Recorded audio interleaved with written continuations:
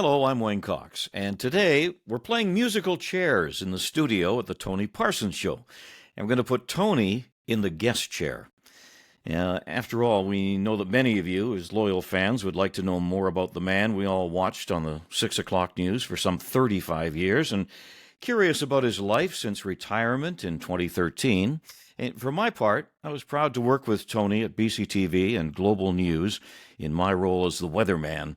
So let me begin with an introduction to my friend, a distinguished guest and the regular host of this show. I think it's pretty safe to say that if you grew up in BC any time over the past 40 years, you know who Tony Parsons is. His 3.5 decades as the anchor at NewsHour on BCTV Global made him the debonair man with the resonating voice that we all came to know, love, and get our nightly news from. After all, the day just wasn't complete unless we came home to Tony and the 6 o'clock news each day. And Tony, I want to thank you for having me on your podcast. It's a delight to have you here. And, I miss seeing you on a daily basis as we did when we were both working in the same place. So It's great to see you. You're looking good. Well, so are you. Yeah. Time marches on, though. I mean, quickly. I think we're both sporting glasses. And as people know, you've seen your ads. And we both have hearing aids. So, correct. Time marches on. Let's start from the very beginning, if you don't mind. Some people know, some people don't know. You were born in England. I was born in a place called Gosport, England. My father was in the armed services with the RAF, and that was one of the stations he was at. And there was myself, my 2 elder sisters, and my elder brother. And then along later came a younger sister. And eventually, when we came to Canada, we acquired another sister. So we were a large family. Wow. And your mother, she was of Italian heritage, wasn't she? My mother's maiden name was Capacci. And her family, unfortunately, in the Blitz in London, she lost a few members of her family. And that was a sad occasion. But and then when we came to Canada, I'll just tell you this. She moved from London to a little place in Ontario that absolutely frightened her because it was so small. She cried for 2 weeks long. She just cried because she wanted to be back home. But she settled, and we all got along. How long then did you live in England? You came over as a youngster. I was 9 years old when we came over in October 1948. Now, let's see. So your dad, he was in the RAF, but he had other jobs too, didn't he?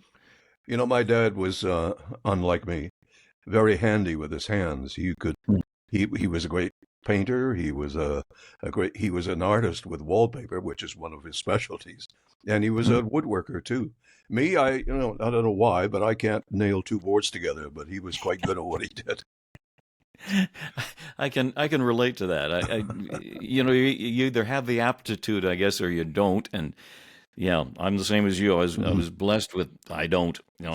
Now, why was it that your family moved from England? That's a lot of people to pick up and move away. Yeah, it was post-war, and my father was looking for work and couldn't find it at the time for some reason. He couldn't find what he wanted to do, I guess, what it was. But my mother had some friends in Canada who she had talked to, and they said, there are plenty of jobs here. Why don't you guys come over, and we'll put you up for a while until you get settled.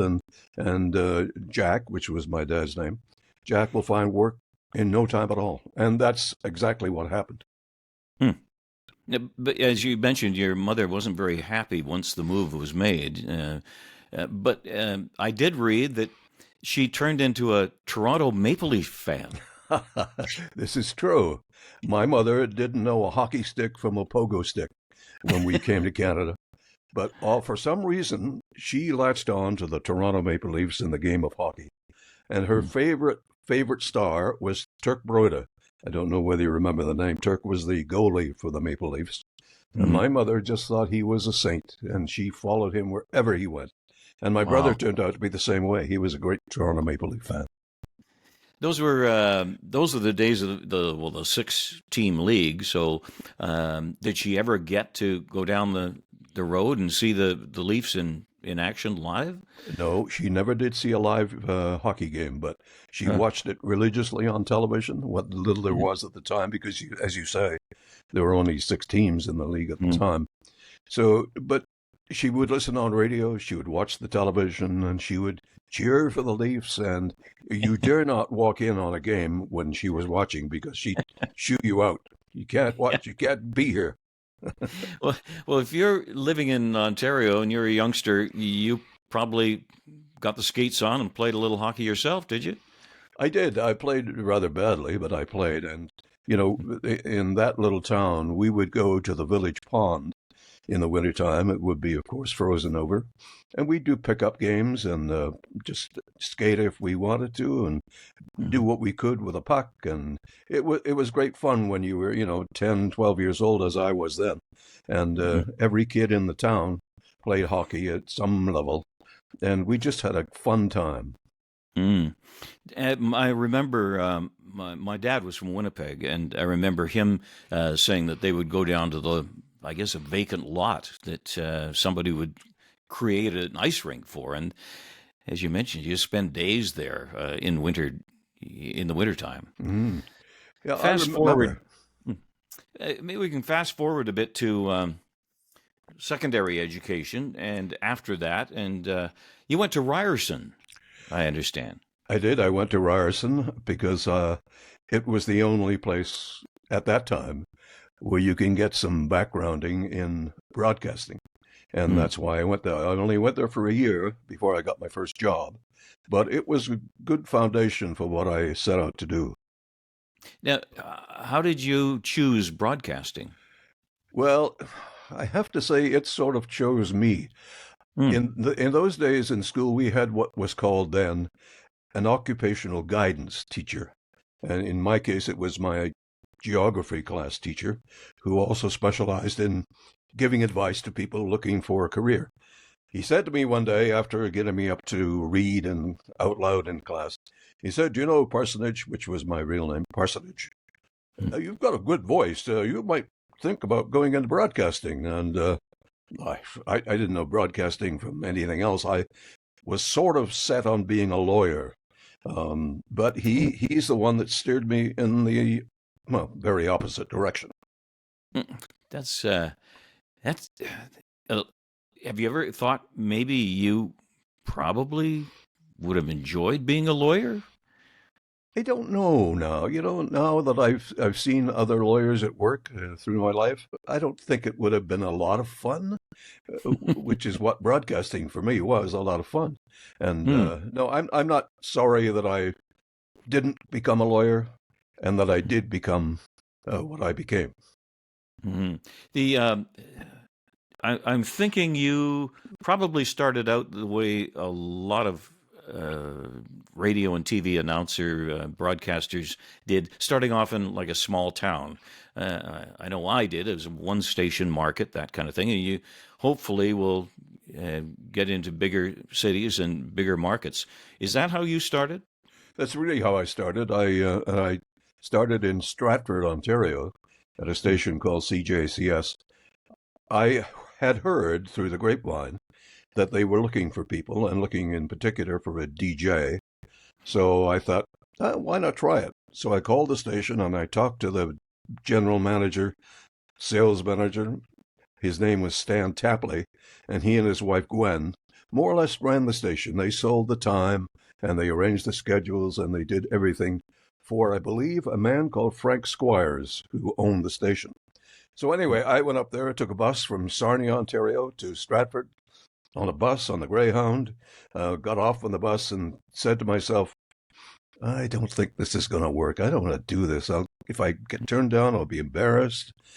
And then I said to myself, you come this way, you might as well go all the way. I went in and I talked to Stan and I said, I'm starting out. I'm looking for something. So he said, have you ever thought of being a DJ? And I said, no, it's more like a newsreader or a reporter. He said, we don't have reporters here. Everybody reads the news. If you're a DJ, you play records, you read the news. That's what it's like. He said, if you don't want to do that, then I guess you have to look somewhere else. So I thought to myself, why not try it? So I said, okay, Mr. Tapley, I'm your guy. Tell me what you want me to do. Yeah. So eventually I ended up being the morning DJ playing country music. And I did that for a couple of years in Stratford with a bunch of really nice guys. And you know this. It was what we called then announce op, where you did the announcing and you did the record playing and you read the news and you did commercials and you did everything in one shift on one program. It was challenging when you're starting out. Yeah. Well, wasn't that the best of times, though? The small market, you get to do everything, as you mentioned. You do the news, you do you DJ, you rip and read off the teletype machine. Rip and read. I haven't heard that in a long time. There you go. And I remember my first station. I would actually I started out in the evening show, and when the evening show was over, I would actually play "God Save the Queen" and then pull the plug out of the wall, the transmitter. And the guy who came in the morning, he would plug it back in, right, to start the day. And yeah. But wasn't that a fun time, though, when you got to do everything? It was a fun time, and you learned a lot. You say rip and read, and I love that phrase, rip and read. I learned to read news by ripping and reading, and it stood me in good stead. But you're right. We did everything. We played music. We did commercials. We did everything but sing.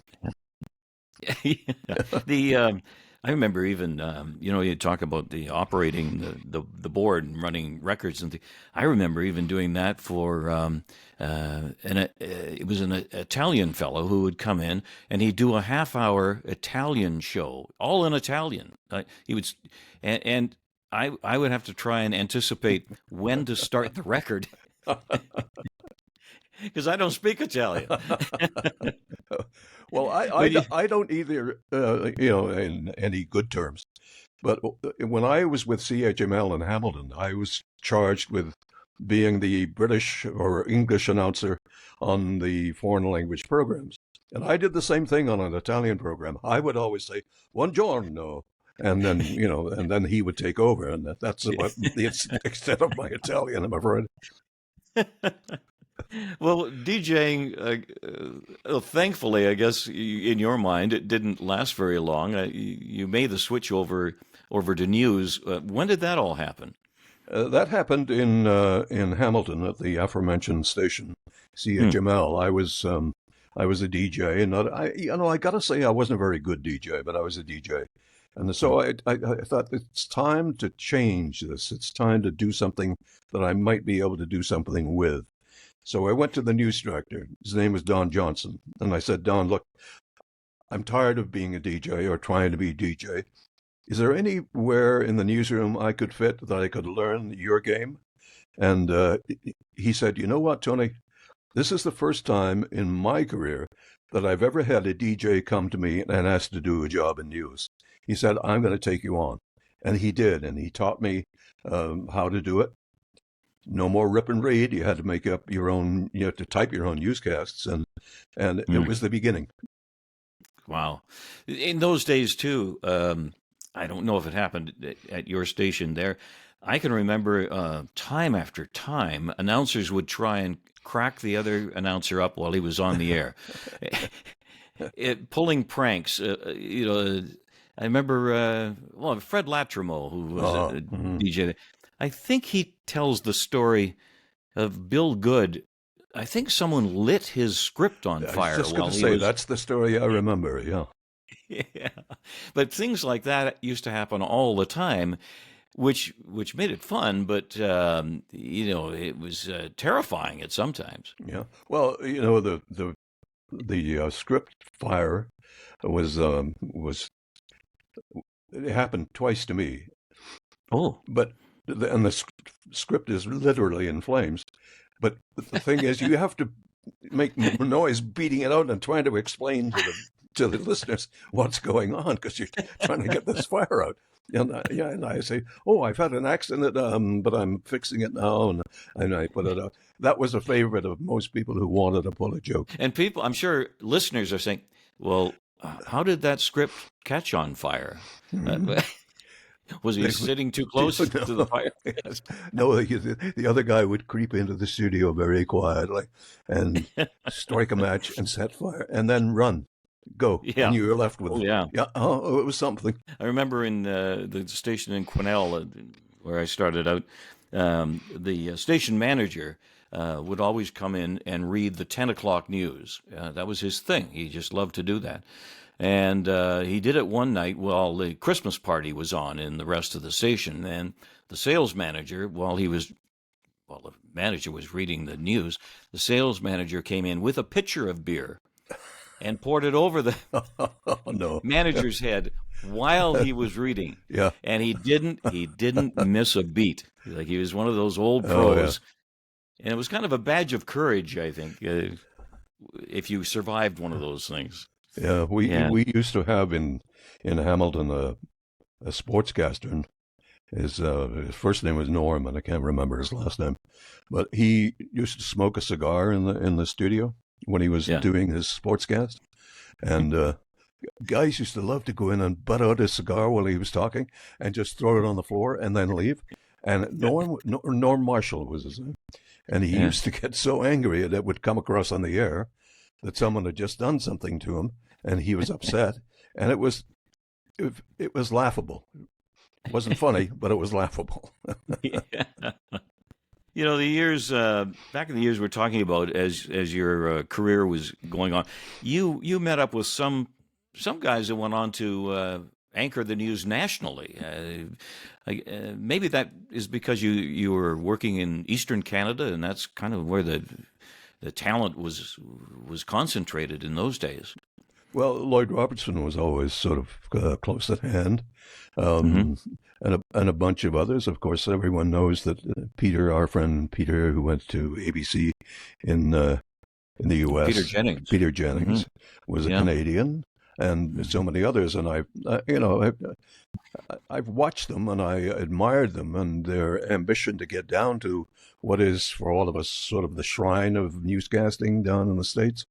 And I had an offer to go to CNN when it first started, and I turned it down because I didn't think I was ready. But a friend of mine, Lyndon Souls, ended up with CNN, and as far as I Hmm. know, he's not there anymore. But Mm. those things were happening to Canadians who had the talent to read a newscast. Mm. You made the switch from radio to television news, but not as an anchor.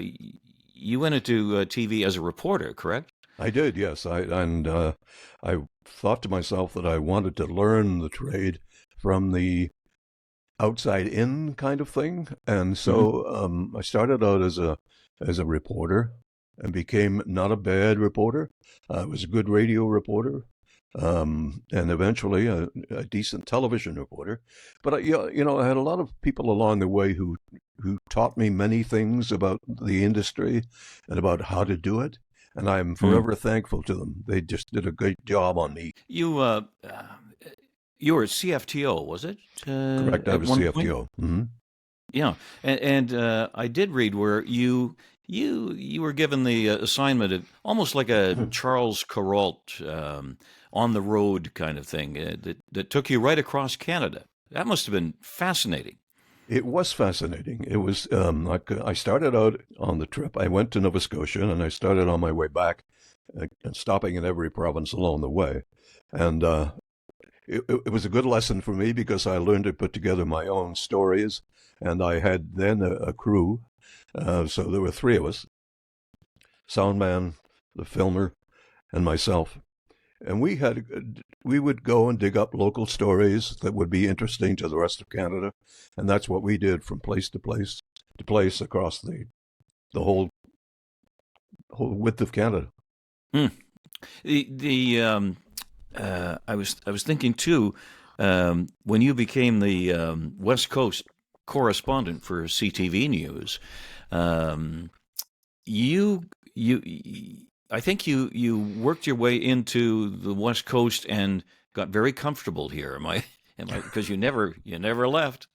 No, I replaced a guy named Casey Baldwin, who at that time was the um, was the CTV West Coast correspondent and wanted to do something else, and so quit. So I was sent out to replace him. I asked to be sent out to replace him, and so I did. And what transpired is BCTV gave me a desk in their newsroom from which to operate, and I got to know everybody in the newsroom and became friends with them. And eventually, when there came an opening, I think they asked me if I'd like to move up and do some newscasting in BC. And I said, I'm not enjoying what I'm doing a whole lot. I'm reporting to people back in Toronto, and I don't think they realize what a tough job this can be. So, okay, sure, I'll try it for a while. And that's when I started. I replaced Robert Malcolm, who had been doing the newscast up until then, and Cameron Bell, who's a dear friend and a mentor for me, who had done the newscast before Rob. So I became the 6 o'clock guy, and sometimes the 11 o'clock guy, sometimes the noon guy. I did a lot, and I learned a lot, and I'm forever thankful for that. I was thinking back on those days, and wasn't Mark Rains one of the early anchors? Yes, Mark was he was a late night anchor when I arrived, and he worked there a long time. Nice man, extremely intelligent, and could put together a story in nothing. It was just he just had a knack for it. It was a great guy. And Robert Malcolm moved from 6 o'clock, and then he took over the 11. Well, it wasn't 11 o'clock; it was 11:35. Was it something like that? Yeah, he did that. Yeah, and Robert then moved away after a while doing that. Moved away to, I believe, Edmonton, and he passed away not long ago. Sad to say. The when you were anchoring with in the beginning with the NewsHour, Ray Peters was a big influence in not only your life, your career, but of BCTV. He was the man, correct? He was the man, and he ran that station like clockwork. It was just one of the best stations, I think, in Canada, and he made it that way. And he made us all feel proud of what we were doing and standing by each other and making BCTV force to be reckoned with. And Ray was a hands-off guy as far as the news was concerned. He let us more or less, under Cameron Bell's leadership, do what we thought was best. And I think we proved that we had one of the great shows.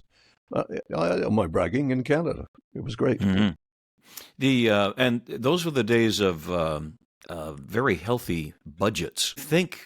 I wasn't there at the time, but from the outside looking in, I thought, it looks like they have carte blanche for whatever they want to do because you were very successful in every move you made. Pretty much so, and we were given, by Ray Peters, we were given the go-ahead to do whatever we wanted and spend the money we had to spend to cover the stories. And I know, we took that show on the road so many times in the last few years of our careers, and it was an attraction for so many people, not just because of the news, because of the personalities, people like you and Squire and Pamela Martin and all those guys. When we went on the road, we were not quite a circus, but we were a traveling outfit, and it was great fun, and we were allowed to do that, and it made its mark on its own. It was good. Yeah. And Ray Peters approved, and we had a great time. Yeah, those road trips were really something, and I got a kick out of it because I only had a few minutes of the show.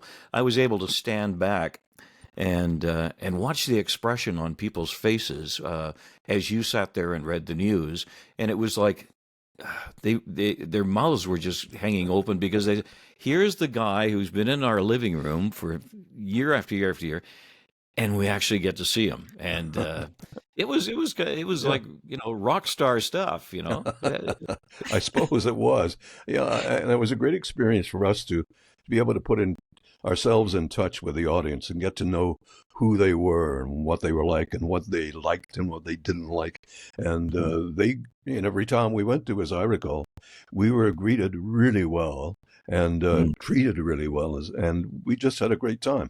And Oh, yeah. yeah, doing that show on the road was an experience for all of us, and it Mm. paid off. Oh, yeah. You mentioned a few of the names. Well, we've been mentioning names all along, but let's throw a few names out there and just see. For years, the team of you and Bernie Pascal and Norm Groman, Hmm. that went on year after year after year. Uh, Tell us a little bit about Bernie. He did an awful lot in his career. He did. I first met Bernie when I was working in Toronto, and he was already making his mark there. And then he came to BCTV for whatever reason. But he made it his own. He made that sportscast his own, and he's a great contributor in terms of the entire show. His portion, sports, was very, very well done. And Mm. he was just a really nice guy with a great family. And Hmm. his family were all on the border of sports at one time or another. But he was the sportscaster of note in those days. And just as Norman Groman was before Fred and before you, Norm was there doing radio as well at the same time Hmm. in the mornings. He established quite a nice record for weather forecasting. I think he was there quite a while, but he Hmm. was there before I was, and he was just great at what he did, as you were. Yeah, well, Norm is, I think, certifiably insane. I think at some, Yeah, and I say that lovingly. yeah. He had such a sense of humor, and well, all I can remember is him getting dressed up in every Hmm. Halloween with some crazy costume, and sometimes even in a dress. I think, didn't He he? did drag. Yep.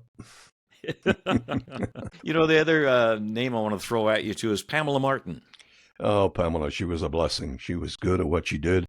A fine anchor with a great background, good writer, and uh, well met with everybody she ran across. When she went on those trips with us, she was the most popular, I think, of all the people on that road.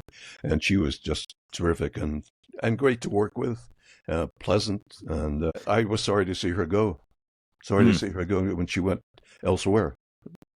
And she was a trailblazer too. I can remember when she first arrived on the scene from was it Minnesota or Somewhere like Michigan or that. somewhere like that. She was a former Miss America, as I recall. Ah, And I know she was from some American state, but I'm not yeah. sure which one. I remember she came through. Well, I was working at CKNW radio, and she came through there. And I think she was there for about 15 seconds before before BCTV snatched her up Mm, because, I mean, she had it all. She had the education, she had the talent, she had the great looks hmm. for television, and yeah, she was out the door and off into BCTV studios before we even got Ah. to say hello. Yeah, Yeah, she but had and poise. She was she was poised. She's always there. Yeah. yeah, she was one of the first women on the air, either radio or TV.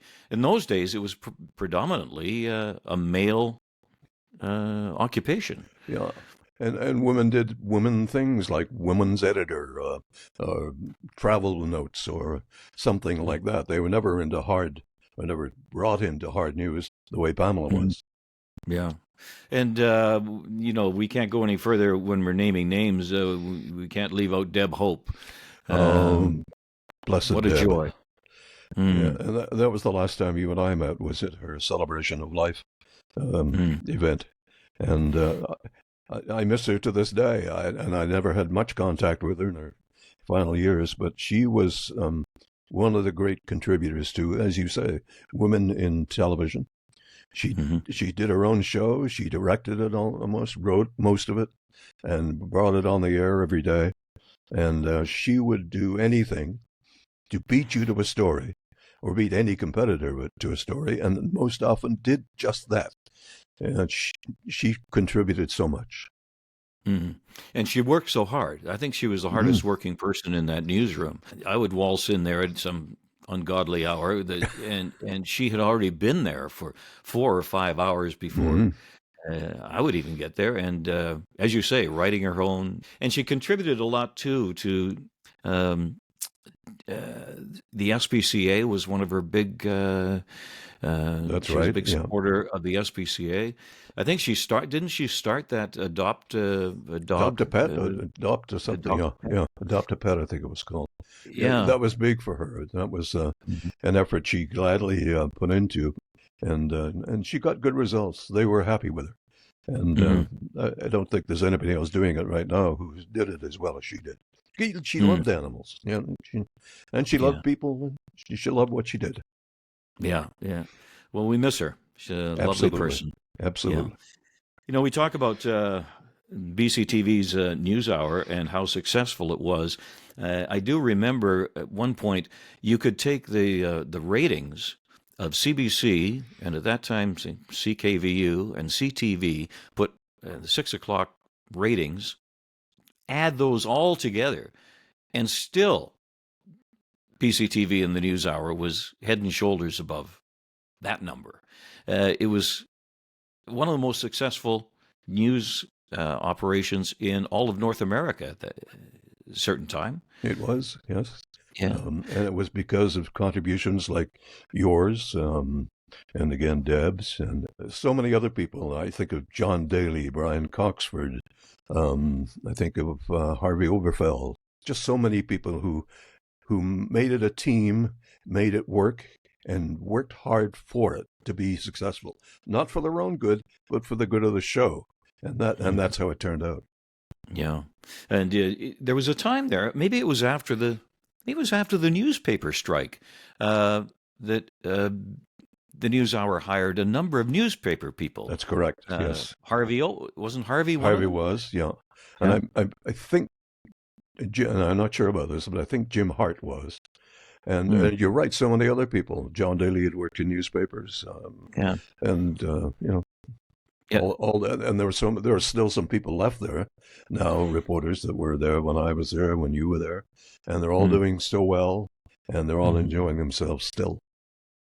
And I think it still comes from that you mentioned earlier about you hire someone and then you stand back and let them do what they know how to do. And no one, I don't think anyone ever interfered with what I was doing. Did they interfere with what you were doing? No, not at all. I mean, it was that kind of operation, and somebody smartly decided that at the very beginning.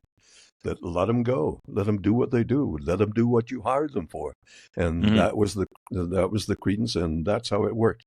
And Cameron Bell will tell you that if you sat him down today over a beer and talked about it, he would say, Keith Bradbury and myself, we saw what we were creating, but we were letting other people create it as well. So that's how it worked. Mm. Cameron, as the news director, I think he was responsible for the idea of reporters writing to an image as opposed to doing it the other way around, where images to the script kind of thing. The editor would put the story together the way they saw it, and then the reporter would write the story to those pictures. Correct? That's right, and that's how it worked. And I learned that when I arrived there, that's how they did it. And it occurred to me at the time, that's right. Why haven't we been doing it in CTV? All these, you do exactly what you just said. You get an editor to cut it, and then you write to the cut. No, this is if you're up taking pictures like we did in those days, and you get film and you get an event on film, it makes sense to cut the film to transmit what you saw when you were out there, and then you add a script. It seems so simple when you think about it. Yeah, yeah, and it worked. It did, absolutely. Yeah. The other thing too is the consistency and reliability that the NewsHour offered to viewers. In that, I'll just throw out an example: a slide on the highway to Whistler. You would hear about it on the radio, but when you got home, you would go to BCTV because you knew they had the helicopter up in the sky. You get aerial views of it, always on the story of the day. It was dependable. Yes, that's a good word for it, dependable. Excuse me. People would tune in because it's exactly what you said. They knew they would see what they'd been hearing about all day. When they got home, it was there for them, and that's what they went home for, and a lot of times. Nowadays, I mean, it's everywhere. It's everywhere. You can tune in 10 channels and get the same thing. Yeah, it's different now. There was, I just remembered a feature that the NewsHour had on that I just loved, and it was, I guess maybe it just got old, but it was that one where you had a microphone, a camera, and I think there was a sign, and it said, "You can say anything you want." Do you remember that feature? I remember the feature, and I thought at the time, boy, that's taking a chance. Yeah. But it worked. It attracted people, and they like to see themselves, on the TV every night or some night, and that's why it worked, because people have aspirations to be TV people. I guess, I don't know. Yeah, yeah. We were naming names, and good grief, I got to smack myself up the side of the head. We didn't mention the name Squire Barnes. He's just one of the best. And I'll tell you a funny story, and we could edit this out if anyone disapproves of the telling.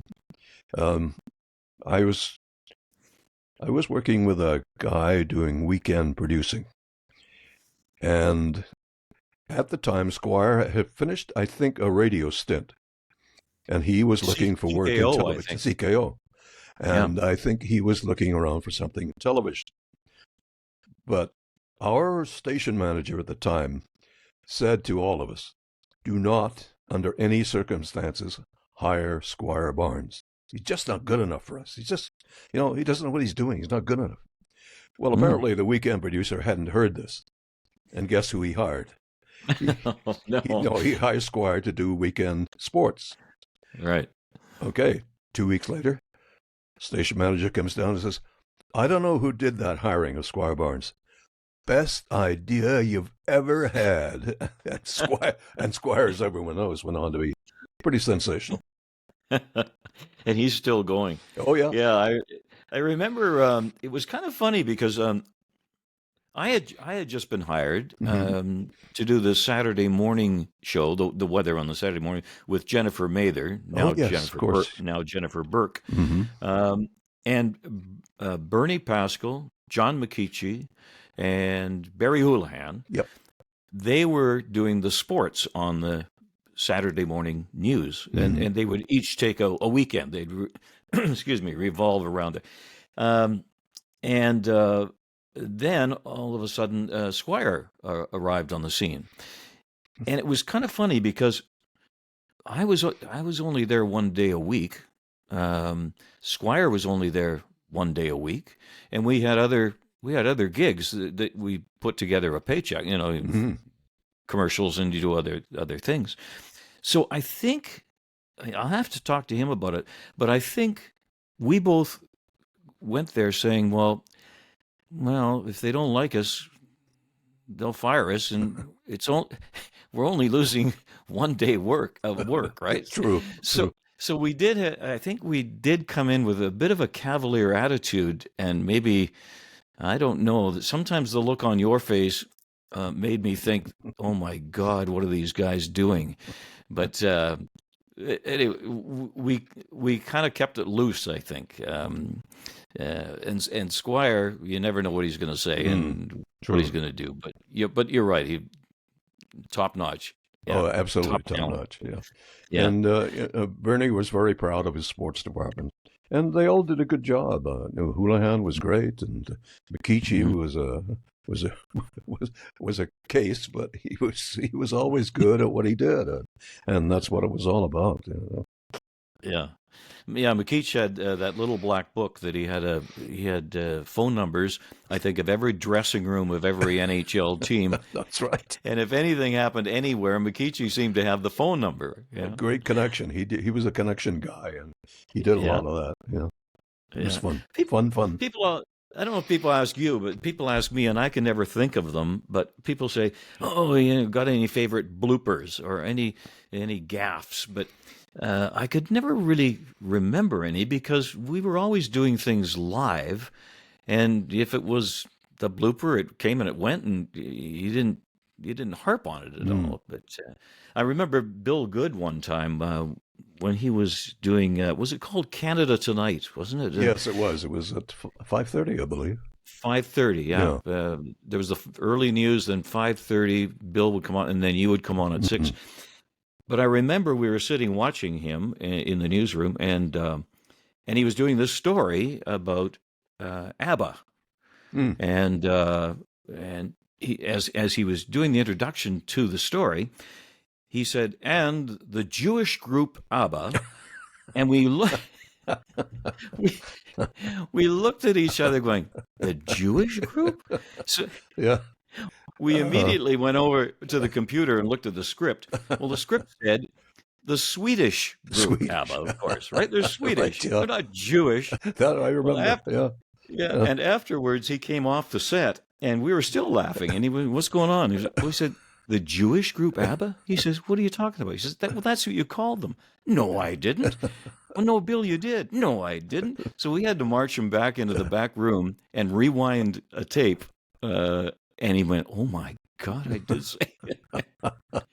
Yeah. But I don't know about you, but I can't really remember any bloopers I might have had. I can't. Any blooper I was involved with had to do with some technical glitch of some kind. A mic would go off or a mic would explode or whatever. But it was always a technical thing, and that's what I remember. But, a mic that failed or a camera that failed. And I was going through one night, I recall this, and we had no end of problems. We started out with problems. We had no end of problems. And the last thing that occurred to me was to say, as we leave the air that night, "This has not been our finest hour." And that's how I remember it. That's a great take on one of the slogans of BCTV's finest hour, right? Exactly. Yeah. Gotta talk to you about this because people, well, it's probably the most famous dog in all of British Columbia, Charlie the dog, who would be under your desk every night. And I remember, I think they were from Texas. Some consultants came to town, and they had a meeting with the news director at the time, and said, "He's got a dog under the desk." Yeah, that's right. And the news director, yeah, he's got a dog under the desk. "You can't have a dog under the desk." And so the news director said, Would you like to see the ratings?" Yeah, And that was the story. I'll bet you these consultants, the next city they went to, they said, "What this newsroom needs is a dog under the That's desk." true. Yeah, right. Yeah. Well, Charlie was a bit of a freak in that sense. And he was a rescue dog, Cocker Spaniel. And I can't remember how it occurred to me to take him on the set. He used to come to my office and sit with me most of the day. And so I started to think, I don't lock him in the office even for an hour. So I said, "Why don't you come with me?" And he paddled along behind. And it was almost natural with him. He just got to the set, jumped up, laid down, went to sleep. Yeah. 7 o'clock. I get up, he gets up, and we go home. And it lasted for a long time. And Charlie was a fan favorite, as they say. Yeah. He was well behaved. Never. Who tried to make him bark? Oh, Mike McCardle. McCardle was playing a stunt. We talk about stunts.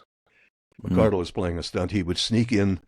He did sneak in at the end of the newscast, and he tried to make Charlie bark. And Charlie was having none of it. He just turned his head and went the other way. But Mike had a bone or something in his hand, and he was waving it at the dog and hoping the dog would bark. And then he'd have a story to tell about the dog under the desk. Didn't happen. Didn't happen. Charlie said, "Hey, I'm here because I want to be here." Yeah. Yeah. Now, was it Charlie or was it the Jack, your other dog, that would bark at the doorbell? That's right. It was Jack. Was that- I think it was Jack. Yeah, I'm pretty sure it was Jack. Hmm. That was the one thing that would disturb him, was the sound of a doorbell. And he would bark, and he would let his presence be known, and you stay away from here because you're not allowed to come in here anyway. And don't ring that bell because it just disturbs things. And so he had that kind of attitude. Yeah. I remember too, we talked about taking the show on the road, and there was a horrible night in Vernon. Was that Charlie or Jack that went missing? It was Charlie went missing. Yeah. Yes. And we were hunting all over town looking for him. And I forget, whoever found him knew who he was and brought him back to us. And I was so grateful because I didn't know, he didn't know Vernon from Collingwood. He could have gotten lost quite easily, but they brought him back and they knew who he was from having watched him on air. Yeah. No, I remember my take on that one was someone left the door just a little ajar. I think we were in a theater. It was a school Vernon. theater or something like that. Yeah. Anyway, it was a theater. And because there are cables running in and out, the door was left ajar a little bit, and Charlie went for a little walk, and partway through, he said, "Where's Charlie? Where's Charlie? Where's Charlie?" And the panic stations, and That's true. because we didn't want Charlie out, as you say, he didn't know Vernon. Yeah. And the RCMP were alerted, and they were searching for him. And I think we mentioned it on air, and someone watching the NewsHour looked out the window, and who's walking by? That looks like Charlie. Right. That's right. Yes, I remember that. And brought him back, but it was a great relief to have him back in the fold. That's for sure. No more than I was, boy. He was my pal. Yeah. Boy, was he ever. Yeah. The BCTV Global Days were so good for you, and there came a time then you said, well, I guess that'll be about it. And you decided to hang it up there for about 30 seconds because then you went to, was it CBC first or Czech first? No, I went to Czech first. And they had just been sold, I think, and bought by the employees. That's right. They were bought by the employees. And my career at BCTV was just ending. I had been retired, and they came and they did the overture. And and they said, you're not ready to retire yet. I was 75. Why don't you come and work for us? You can be a part owner, and we'll pay you this much, and so on and so forth. So I said, okay, sure, why not? That'll be fun. And what happened then was Johnny Michel, who was the local CBC chief of staff at the news operation, came into Czech and said to them, we'd like to have Tony read our newscast with Gloria Makarenko. Gloria Makarenko? Yeah. Mm-hmm. So Czech came to me and said, would you do that? And I said, yeah, sure. Yeah, I don't mind doing it. Well, what they had to do was, I would do a show in at Czech, or rather at CBC. Then I would get on a plane and fly back to Victoria, or the other way around. I think it's the other way around. I went from Victoria to Vancouver to do work for the CBC. Then I would get on a plane and I'd go back to Victoria that night and do the late news on Czech. So I had these two jobs going with me every day until I finally decided I would get an apartment in Vancouver for the week and not be so hard on myself. And that's what happened. And I enjoyed all those experiences. I thoroughly enjoyed. How long did that go on? I can't remember. 3 years. 3 years. How many? 3. 3 years. Yep. Yeah. Mm-hmm. Wow. Yeah. How about we shift into things that people may not know about Tony Parsons? Do you still play classical guitar? I still have them. I don't play them as much as I used to. It's and I really enjoyed what I did and how I did it. And I was self-taught. I took maybe one lesson to begin with, but I was self-taught and I loved to just tinker. And I did that a lot when I was living alone in Vancouver to do the CBC show. But no, not much anymore. Golf is my passion right now, or pastime. That's a passion. Yeah.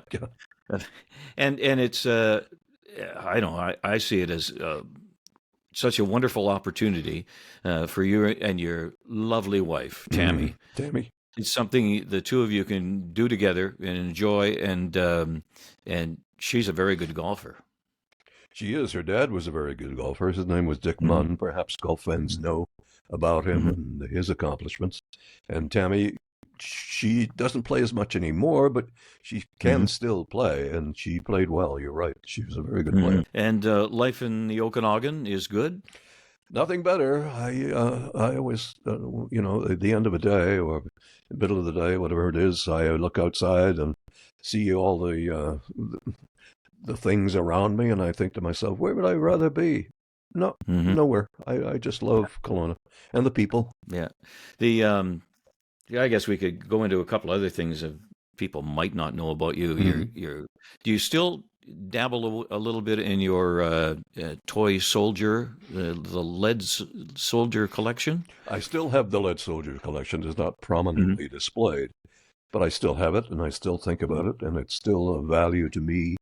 And it's one of those Yeah. things I picked up when I was a child in England. Uh, then, in that generation, toy soldiers were the big deal. And so Mm. I picked up on that, and that's how I got to do the collection I have now. Mm. And I think once you told me people kept giving you teddy bears or something. Or And I what was still, that all for the about? life of me, I still don't know. They would come with a teddy bear and give me a teddy bear, and I would say, "Oh, gee, thanks." Oh, gee, I, thanks. I always wanted a teddy bear, but and I must have said something. I must have said something that somebody misconstrued because Hmm. I have a fairly sizable collection of teddy bears. Anytime you want a teddy bear, let me know. Okay. And well, it's not a hobby. I don't know if you still are, but for a time you were part owner of a hockey team. I was part owner of a hockey team with my friends, I can't even think of their The name. The Moscones. Moscones, yes. Yeah. They bought the team and invited me to spend some money and become a backer as well, so I did. And Yeah. and that led to us sharing ownership in a restaurant called the Poor Italian, which still operates without me and without my input. But those are the two things the Moscones got me into, and we had a good time. They're good at what Hmm. they do, and they're good at that kind of thing. Hmm. And the Poor Italian has a great reputation. Yeah. The Moscones are quite the characters. Oh yeah, yeah. Oh boy. I Great, remember great Italians, just great Italians. Yeah. I remember being at your wedding Mm. at I guess it was Sandy's house, wasn't Sandy's it? house, Sandy Moscone's Sandy house. Yeah. Moscone's house. Yeah. Yeah, and that was quite an event. Mm. That Oh, was lots of fun. yeah. They did it up Yeah. really nice for us. It was great. Yeah. Nice people. And I don't think maybe you don't want to talk about it, but the Columbia connection. When you didn't you have a little foray into the motion picture business, and Yeah, I is it? did. Yeah. As an How did actor, that ever come up? How did that come about? I was just asked. I was approached. I think the first job I did was in Hamilton with somebody, and then with Sean Penn, I was asked to be in a Oh. movie they were making on in BC. So I Hmm. was asked to be part of that, Hmm. and there was one other role, which was I played of all things a television news reporter. Talk about Yeah. typecasting, and I Yeah. and I did that, and yeah, I've done a few, and they're just Yeah. walk-ons, mostly. Yeah. Yeah. The back in the day, we were talking about, well, in the introduction, actually, that people would come home at 6 o'clock and they would turn on the TV and they would get their news. And most people got it from you and BCTV and the NewsHour. That was, do they call that appointment TV, where you actually set time aside? Ed Sullivan would be on at a certain time, the NewsHour would be on a certain time. Now it's so different. Mm. You can get you can watch the NewsHour, I think, any time of the day or night on the internet. And where does that put 6 o'clock newscasts nowadays? Is that almost a thing of the past? I would think so. It's not as prominent as it used to be. I mean, there are so many ways to get news these days that, one program like our NewsHour, it wouldn't make a whole lot of difference. Mm. And every major news outlet has a streaming service or something going for it. You can go home at any time of the day and get news up to date. You Hmm. can watch it, MSNBC, CNN, Fox, and so on and so on and so forth. So my estimation is that it is not the way news used to be to most watchers. They had a set time, as you said, at 6 o'clock. They would turn the set on and they would watch for an hour. Now, Hmm. you can go home any time of the day, as I say, and watch news if you want to. And the same with sports. There are any kind of sports going on with all the TSN channels and so on and so forth. So there's a lot out there to watch. Yeah, and I often think that with the supper hour sports, you can see highlights all day long, and so I think what Squire is doing these days is trying to keep it as local as possible, and even some feature stories on local sports happenings, and maybe that's the way it can survive is keep it local because you can get everything else, all day long. And I think you might be right. I think that's the way to do it because, if I want to watch a ball game, which I don't very often, I know where to go. I go to TSN or somewhere else. And if I want local news, like Squire does, then he's the only source I have. When I think back on your career, I often think back to your parents, and even think of my parents sometimes. My choice of occupation, and were they happy about the your choice of getting into radio and television, or would they rather have seen you, as you mentioned, maybe want to be a lawyer or a doctor or something else? Well, I'll tell you this. My father never understood what I did as a broadcaster. As far as I know, may have never seen me or never listened to me. My mother, she sort of thought that, the kid's going his own way and he's doing okay, so let him go. My dad was, I think, upset that I didn't achieve some prominence in the law. Not that he was a lawyer in any sense, but he considered that to be a stable occupation. But he didn't know what a broadcaster was. Yeah. Yeah, it was a different era for him. I think Obviously. so. Yeah. Yeah. Well, there's no question that you were our Walter Cronkite, Thank you. our Poor most Walter. trusted man. Yeah. Oh, that's nice of you to And say. well, thank you for bringing so many years of enjoyment and information and bringing us the news. And now you're on to a different form of communication with your podcast, the Tony Parsons Show. And you're going to be sharing stories with others for the next little while. And I wish you all the success. And as I said at the very beginning, thank you very much for having me on here and playing a little musical chairs where you get to answer the questions, not to ask them. Oh, it's fun for me. Thank you. And it's so good to see you. And anytime you want a place to do a podcast, give me a call and we'll get together again. You're on. Okay. Thanks, Tony. Thanks. Thank you. Thank you.